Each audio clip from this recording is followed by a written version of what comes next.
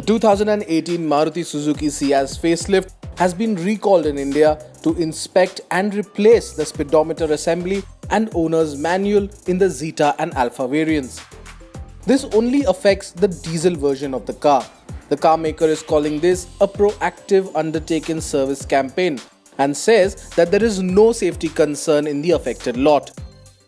A total of 880 vehicles of the Ciaz diesel have been recalled, which were manufactured between August 1 and September 21, 2018. Owners of the affected vehicles will be contacted by Maruti Suzuki dealers for inspection, and replacement of the part will be done free of cost.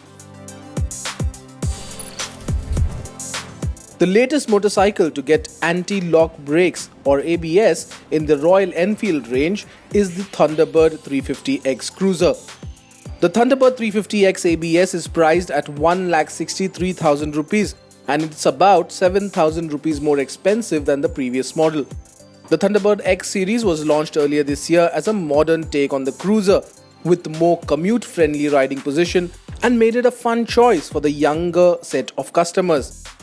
Royal Enfield dealers have confirmed to Carandbike that the Thunderbird 350X is already available and bookings are open for the ABS version.